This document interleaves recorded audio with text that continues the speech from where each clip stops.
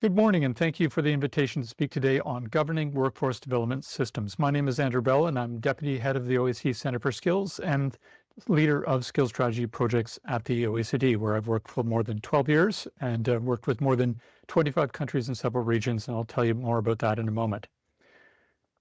So in my presentation today, I'm going to cover why governance matters, policy frameworks, the building blocks of strong governance, human capacity as an enabling condition for good governance, as well as the emerging role of artificial intelligence in governance. I'll end with a summary of key messages.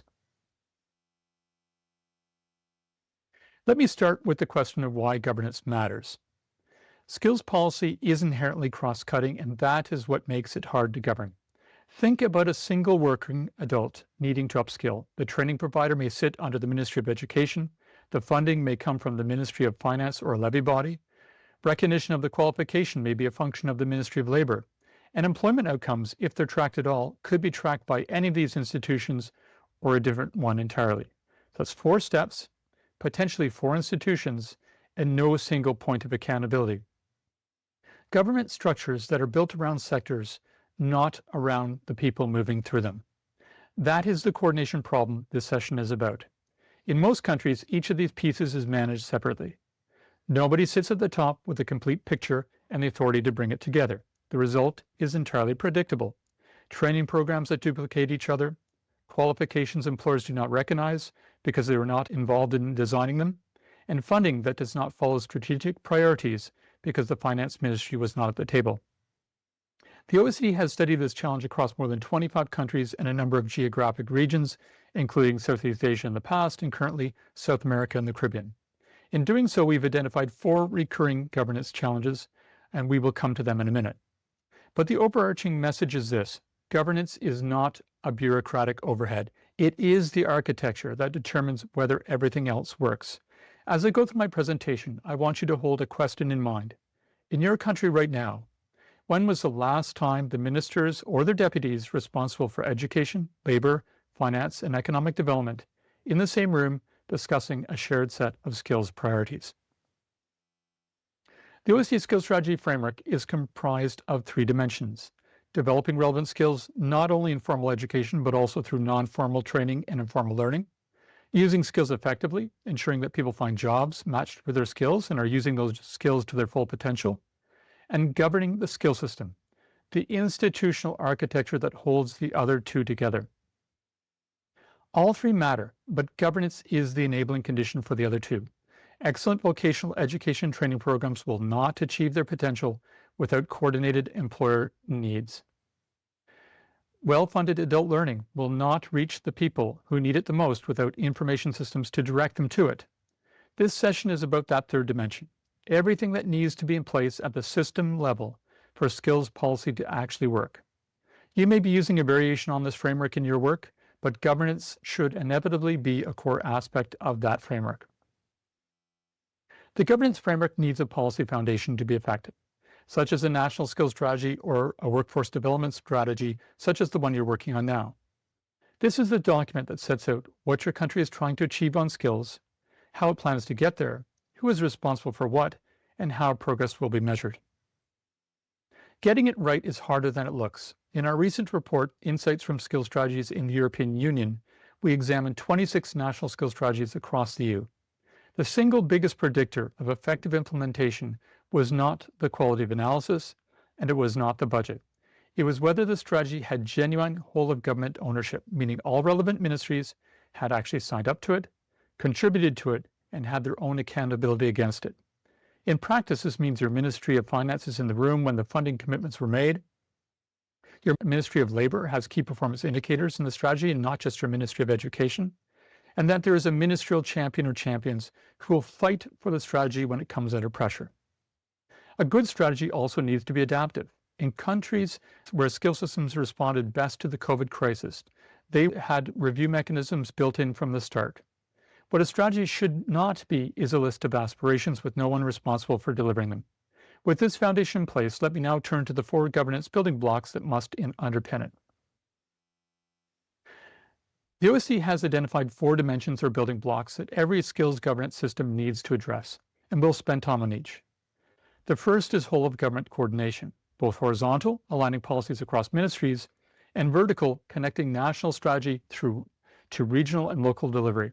The second is stakeholder engagement, bringing employers, workers, providers, and learners into the policy process in a genuine way, not just consulting with them after decisions are made.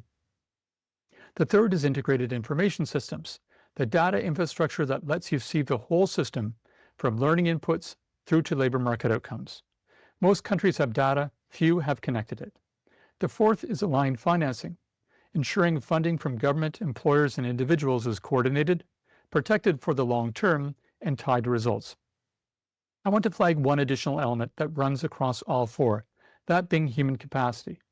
This includes dedicated staff, analytical teams, and an institutional culture that make the building blocks actually function. This is an enabling condition that every country needs to invest in. I'll come back to it at the end. Let's take each building block in turn, and for each one, I'll bring in a concrete country example.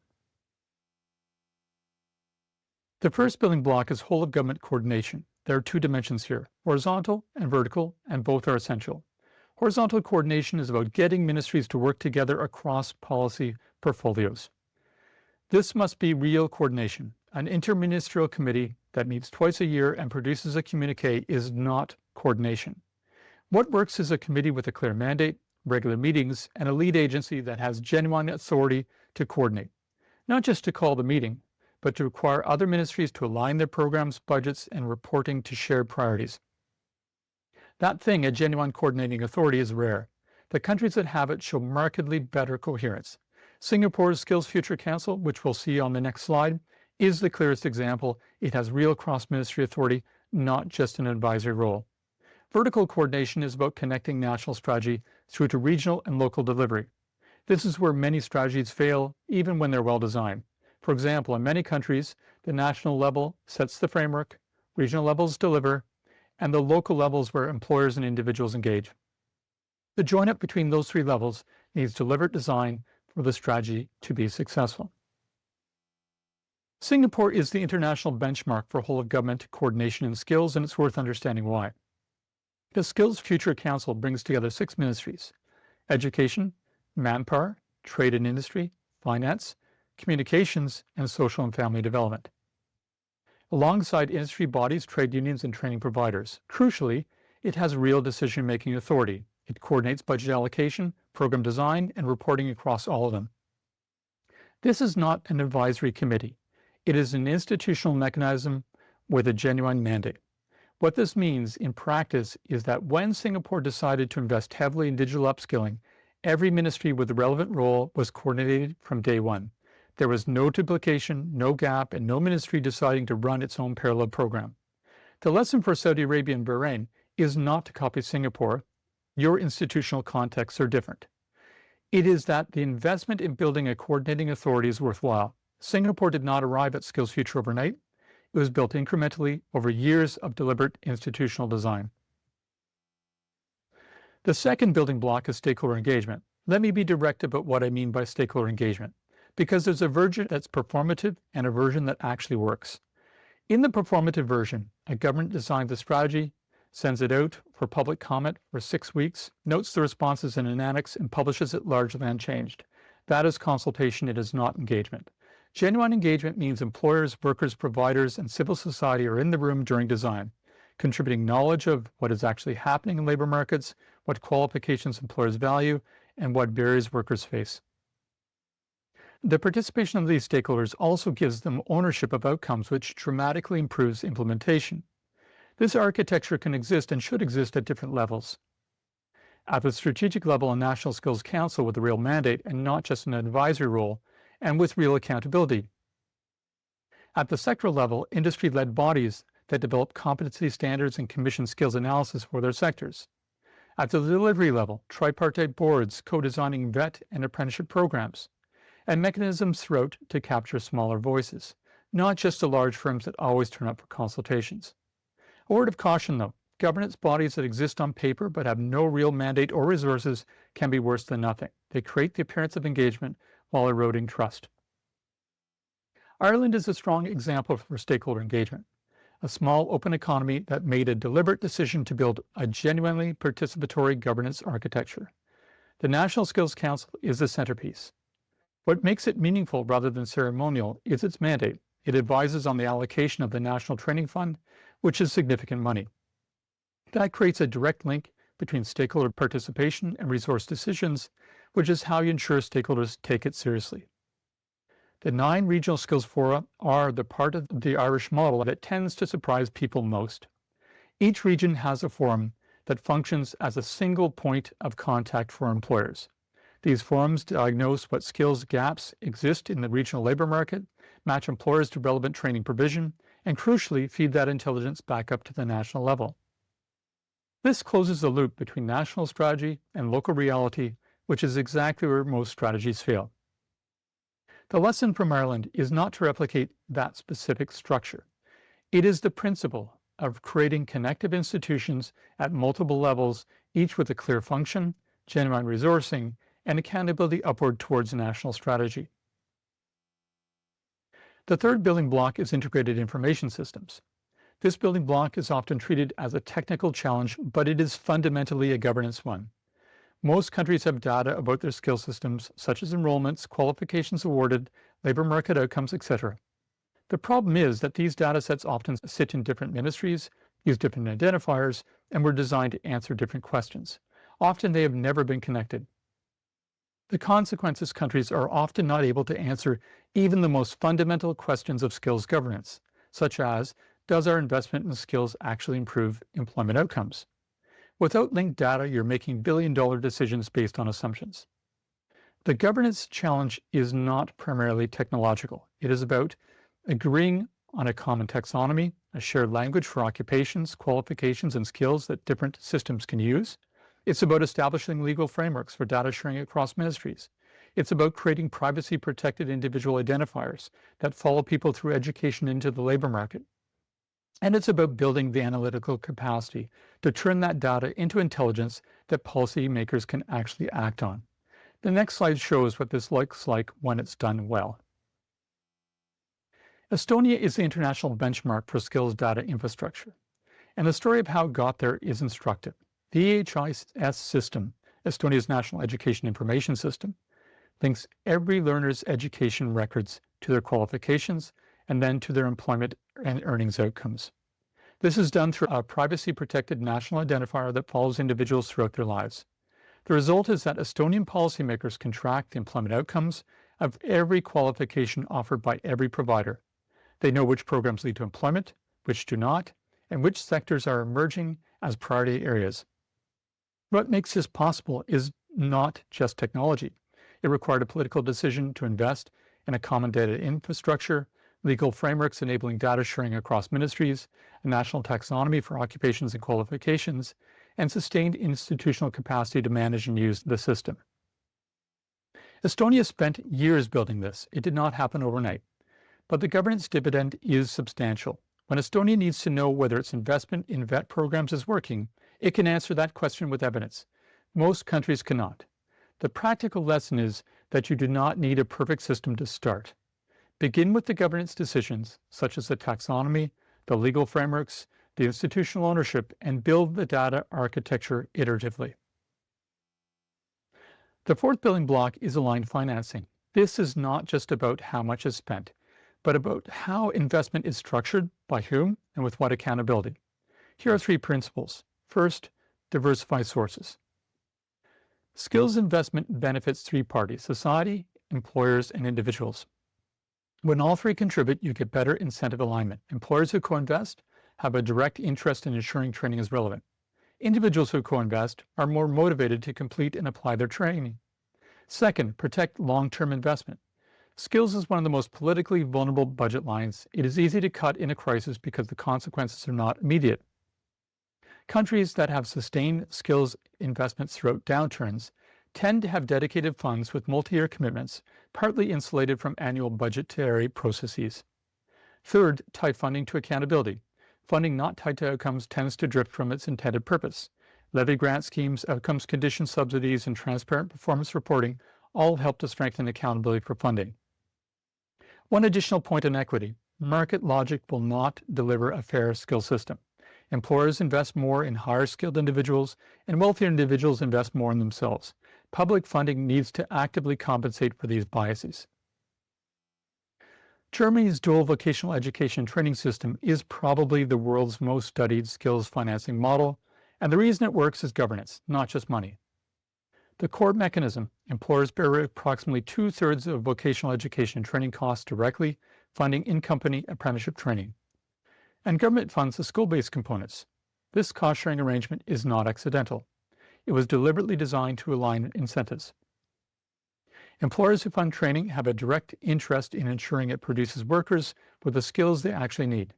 They're in the room when qualifications are designed, standards are set, and programs are reviewed. The Alliance for Initial and Further Training is the governance structure that holds us together. It is a multi-year agreement renewed through binding negotiation between the federal government, the Länder, employer associations, and trade unions. All parties commit to specific targets such as the number of apprenticeship places, investment levels, and quality standards. This gives the financing arrangements political durability across different governments. What makes this example transferable is not the specific dual model. That requires a particular relationship between firms and the state that not every country has. It is rather the principle that when employers have genuine financial skin in the game and governance structures align investment with clear outcomes, the quality and relevance of training improves. Let me bring in the enabling condition I noted at the start: human capacity. It is something that runs across all 4 building blocks. You can have the most perfectly designed interministerial committee, the most sophisticated data architecture, the most carefully calibrated financing arrangements, and all of them will underperform if the people responsible for running them do not have the skills, the time, or the resources to do their jobs properly. What does human capacity mean in practice? 4 things. First, dedicated secretariat capacity. Governance bodies need full-time staff. The Secretariat for your National Skills Council cannot be a civil servant doing it as a 20% add-on. Second, analytical and data skills. Building an information system is one thing. Having people who know how to use it to produce actionable intelligence for policymakers is another. Third, stakeholder facilitation expertise.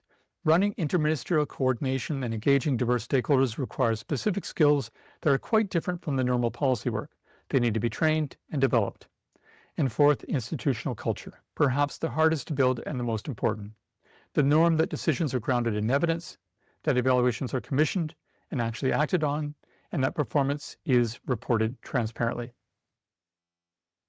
This brings me to the part of the conversation I think is most forward-looking. For a long time, these governance challenges have resisted solution, not because governments did not know about them, but because the tools to address them at scale simply did not exist. Artificial intelligence is changing that. Let me be specific here. On cross-government collaboration, integrated intelligence platforms like Singapore's GovText now allow ministries to query, synthesize, and share real-time evidence across silos that previously worked in isolation. On stakeholder engagement, natural language processing tools like Ireland's Solus vacancy analysis can process hundreds of thousands of job postings to surface what small and medium enterprises actually need. This is important information from firms that often do not respond to formal surveys. On spending coherence, linked administrative data is now making near real-time outcomes monitoring feasible. Flanders, Belgium's VDAB profiling model is an early example. On integrated information systems, AI can maintain common skills taxonomies, automate data cleaning across incompatible systems, and build monitoring dashboards that previously would have required years of integration work. The OC is undertaking a dedicated project on exactly this topic, called Reimagining Skills Governance in the Era of Artificial Intelligence. It will be a whole-of-government guide covering all 4 governance domains. So let me close with what I think really matters here. 5 things I would like you to take away from this session. And I'll start with an honest observation. No country we have worked with or studied has done all of this right. Not Ireland, not Germany, and not Singapore. Every system has gaps. The question is not whether you have the perfect system. You will not, and neither does anyone else. The question is whether you know where your gaps are and whether you're moving in the right direction. The first thing you should know is that governance is the foundation. Invest in it before you invest in anything else. I've seen well-funded skill systems consistently underperform because the governance was not in place. The money gets spent, the programs get launched, and then 2 years later, nobody can tell you whether it worked because the coordination was not there, the accountability was not there, and the data was not there to track it. Governance is not just the boring part you do after the strategy is developed. It's what makes the strategy work. Second, coordinate with authority, not just convening power.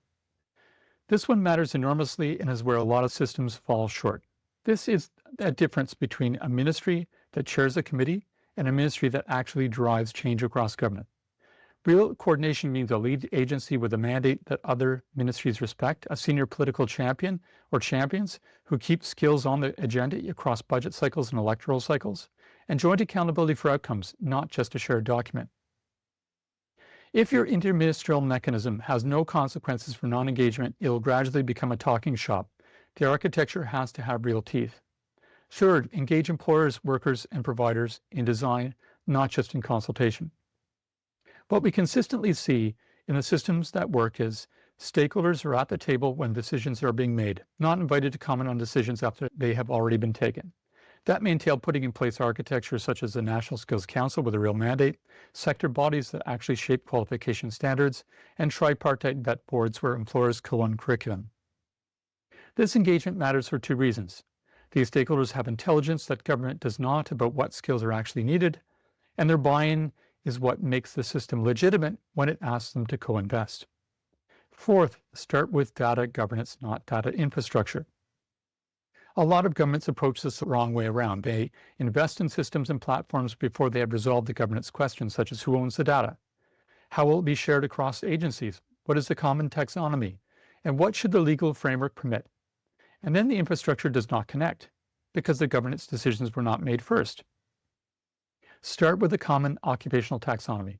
Get the legal framework for data sharing across ministries sorted and establish institutional ownership. The technical architecture is much easier once those decisions are made. And fifth, dedicate people and money for the long term. This is consistently the most under-resourced part of skills governance. National skills councils without a secretariat do not work. Interministerial committees staffed with a civil servant who is doing this work as a 10% of another job does not work either. Skills strategies or workforce development strategies with no dedicated analytical capacity to monitor implementation also does not work. You cannot run a serious governance function on the margins of other people's workloads. That means you need a dedicated secretariat staff, employer co-investment and training, and multi-year funding commitments that do not get unwound in the next budget cycle. Skills outcomes take years to materialize. Therefore, the system has to be designed to outlast short-term political pressures. The architecture you're building today shapes workforce outcomes for an entire generation. This is not rhetoric, it is what the evidence shows. Get the governance right, and everything else you invest in works better. This is the message that I want to leave you with today. Thank you very much for your time.